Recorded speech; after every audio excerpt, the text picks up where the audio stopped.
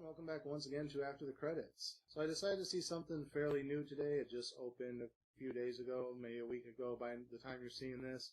But it seemed more interesting than the other films on my list to catch up on, so I figured what the hell, I'll see something new if I'm spending all this money. So I ended up seeing Inferno. This is the third film in the Dan Brown series. There was The Da Vinci Code, Angels and Demons, and now Inferno. I remember watching The Da Vinci Code, and I remember that I own Angels and Demons, but I'm not 100% sure if I ever actually watched it. Actually, I'm pretty sure I did, because I think that's the one where he has to break into the Vatican. But I really don't remember much else about it other than that. But I'm pretty sure I own it on DVD. It's probably in storage, who knows. Yeah, so this is the third in the series, and again, it follows the Dr. Langstrom character, played by Tom Hanks, as usual, who wakes up in a hospital, and he has some memory loss of, like, mild selective amnesia, like he knows who he is, but he doesn't remember how he got to where he's at, or what the events of, like, the last 48 hours were, and he keeps having these visions of, like, devils and torment and things like that, and he's not sure why. The doctor's like, well, maybe it's your mind trying to put the pieces back together of what, how you ended up in the hospital, what happened to you.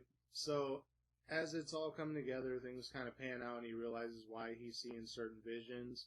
Basically, it's another quest to find something, and we're back to secrets being hidden in the paintings, but these ones weren't placed by Leonardo da Vinci. They were placed by a modern-day man as kind of a scavenger hunt, and they all revolve around Dante and Dante's story, the Inferno, which is why we get the name Inferno, which also relates to the thing that they're trying to track down, which is, I'm pretty sure it's probably in the preview, or if you know anything about the story, you already know what it is, but I don't want to spoil it if it's not obvious.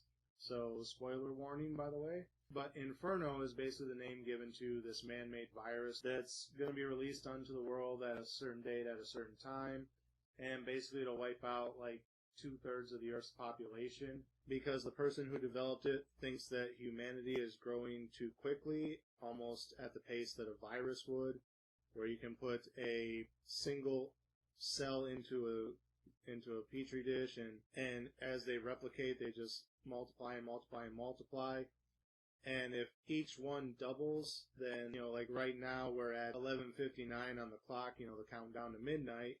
And at 11:59, the glass is still half full, because at that point, you're half full, and then as soon as you replicate one more time, you'll be completely full, and then there's too many people for the world. So he has this idea to do basically a culling and release this virus onto the world. A lot of people will be affected by it, only a handful will survive it. And it'll basically reduce the numbers. And they even start the movie with a quote from him saying, if you could push a button and wipe out half of humanity, but in turn save the world now, or you cannot push the button and in 100 years, humanity will go extinct because there's too many of us. Or something along those lines, which would you choose? And as I'm thinking about that question as it was posed, I'm like, well, in 100 years, I'm not going to be around anyway, so I would just let everyone live. But then as it goes on, it's like, well, as more and more people are on the world, natural resources are going to become fewer and fewer, and then there's going to be wars over natural resources, and people will be slaughtered left and right just to try and make more for other people. So why go through all that tragedy later when you could kind of take care of it now and survive thousands of more years? And, as he's saying that, I'm like, okay, I can kind of see the argument for why he wants to do it, but at the same time, again, it's going to be in 100 years. I know it's kind of a shitty thing to say, but let the future generations deal with it. But basically, he has this idea to release this virus, and it'll take care of the problem. So now Tom Hanks' character has to follow these clues that this guy left behind, although they were meant for the guy's second in command in case anything ever happened to him, he died or whatever. A second in command that he selected previously could follow these clues, find the virus, and unleash it. But because there's a heads up, Tom Hanks' character has to try to follow the clues and get to the virus first to contain it rather than release it onto the world.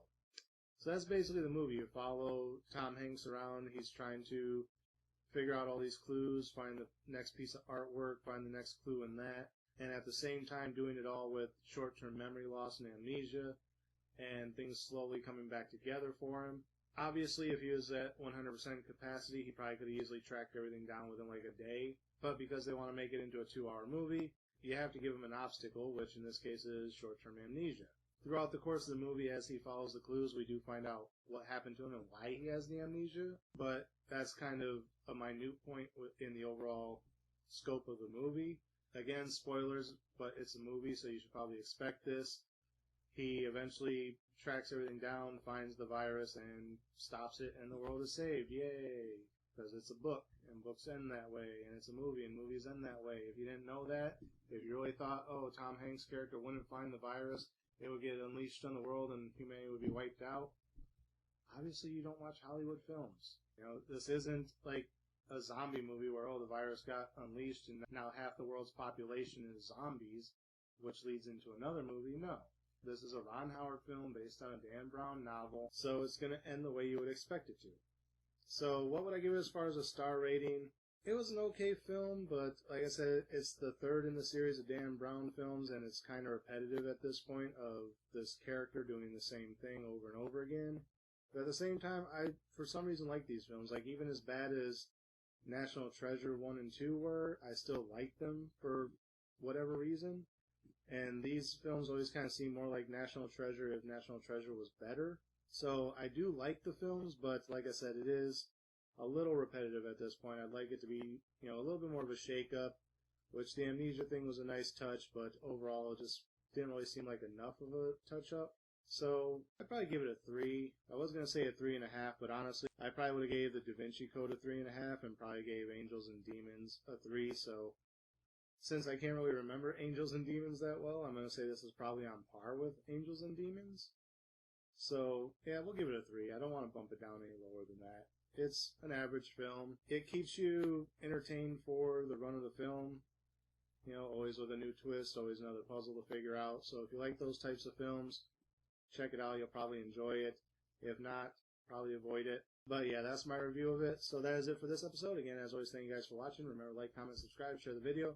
Links are in the description, and until next time, we'll see you after the credits.